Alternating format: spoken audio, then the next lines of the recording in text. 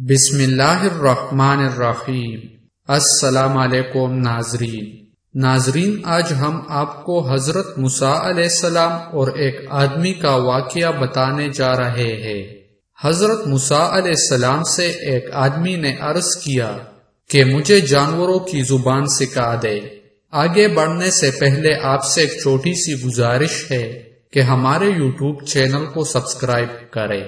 ناظرین، حضرت موسیٰ علیہ السلام سے ایک آدمی نے درخواست کی کہ اسے جانوروں کی زبان سکھا دے تاکہ وہ ان کی باہمی گفتگو سمجھ سکے۔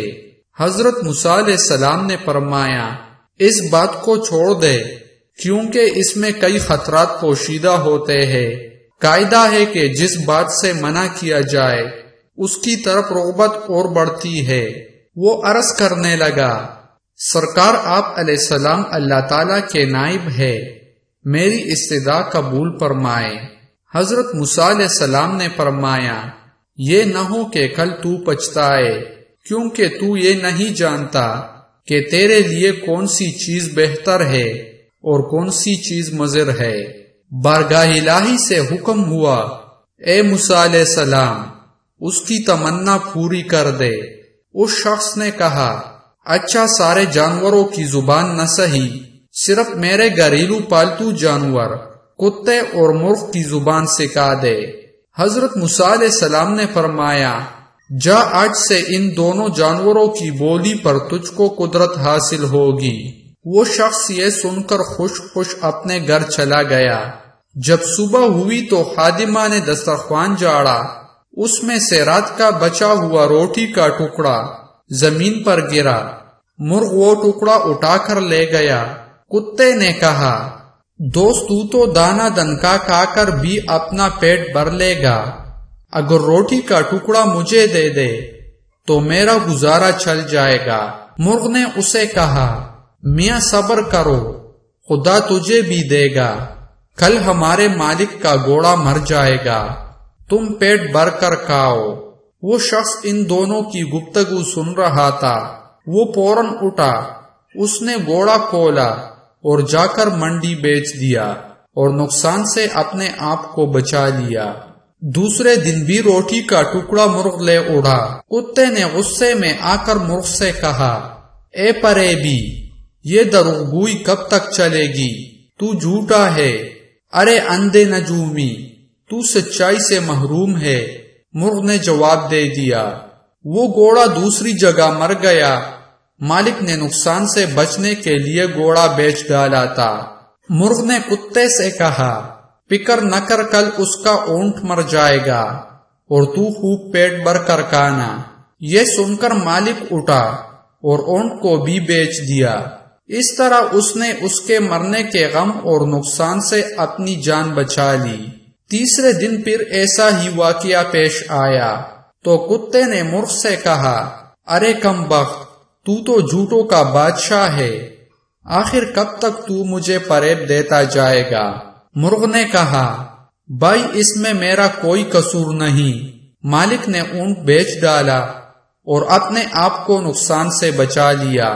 مرغ نے کتے کو تسلی دیتے ہوئے کہا، فکر نہ کر، کل اس کا خچر مر جائے گا اور اسے صرف کتے ہی کھا سکتے ہیں، تم بھی جی بھر کر کھانا۔ مالک نے جب یہ سنا تو اس نے خچر بھی فروخت کر دیا۔ مالک اپنی ہوشیاری پر بے حد خوش تھا کہ وہ یکے بعد دیگرے 3 حادثوں سے بچ گیا اور کہنے لگا، جب سے میں نے مرغ اور کتے کی زبان سیکھی ہے، قضا و قدر کا رخ پھیر دیا ہے۔ چوتھے دن کتے نے مرغ سے کہا، اے مرغ، وہ تیری پیشن گوئیاں کیا ہوئی، یہ تیری مکاری اور جھوٹ کب تک چلے گا؟ مرغ نے کہا، توبہ توبہ، یہ غیر ممکن ہے کہ میں یا میرا ہم جنس جھوٹ بولے، ہماری قوم تو مؤذن کی طرح راست گو ہے، ہم اگر غلطی سے بے وقت اذان دے بیٹھے تو مارے جائے۔ مالک نے اپنا مال تو بچا لیا لیکن اس نے اپنا خون کر لیا۔ ایک نقصان 100 نقصان کو دفع کرتا ہے، جسم اور مال کا نقصان جان کا صدقہ بن جاتا ہے۔ بادشاہوں کی عدالت سے سزا ملے تو مال کا جرمانہ ادا کر کے جان بچ جاتی ہے۔ لیکن قضاء الہی کی بیت سے بے خبر ہوتے ہوئے بھی جو آدمی اپنا مال بچاتا ہے وہ محض نادان ہے۔ اگر وہی مال اس پر سے صدقہ ہو جاتا تو شاید اس سے بلا ٹل جاتی۔ مرغ نے کہا، اب کل یقیناً مالک خود مر جائے گا، اس کے وارث اس کی وفات پر گائے ذبح کریں گے، بس پھر تمہارے وارے نیارے ہے۔ گھوڑے، اونٹ اور خچر کی موت اس نادان کی جان کا صدقہ تھا۔ وہ مال کے نقصان سے تو بچ گیا لیکن اپنی جان گنوا بیٹھا۔ مالک مرغ کی باتیں سن رہا تھا۔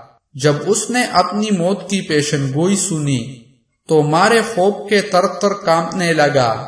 گرتا پڑتا حضرت موسیٰ علیہ السلام کی دربار میں حاضر ہوا اور روتے ہوئے عرض کیا کہ اے خدا کے پیغمبر علیہ السلام، میری دستگیری فرمائیے۔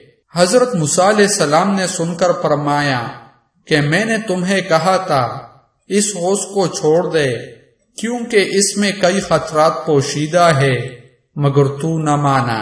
اے عزیز، اب تیر کمان سے نکل چکا ہے، اس کا لوٹ کر آنا فطرت کے خلاف ہے۔ اب میں تیرے لیے سلامتی ایمان کی دعا کر سکتا ہوں۔ یہ سن کر اس نوجوان کی طبیعت دفعتاً بگڑ گئی اور وہ کرنے لگا۔ یہ کہ اس کی موت کی علامت تھی۔ اس کو گھر لے جایا گیا۔ گھر پہنچتے ہی وہ مر گیا۔ ناظرین، انسان کو نہ کسی بیماری میں مایوس ہونا چاہیے اور نہ ہی کسی مادی نقصان پر زیادہ غم کرنا چاہیے۔ ہر بیماری اور نقصان میں کوئی بید ہوتا ہے۔ جسم کی بیماری یا مال کا نقصان کسی بڑی مصیبت کا صدقہ بن جاتا ہے اور اس کو ٹال دیتا ہے۔ ناظرین، آخر میں آپ سے گزارش ہے، اگر آپ کو یہ واقعہ پسند آیا ہے تو آپ سے گزارش ہے کہ مزید اسلامک واقعات سننے کے لیے ہمارے چینل کو سبسکرائب کریں۔ جزاک اللہ۔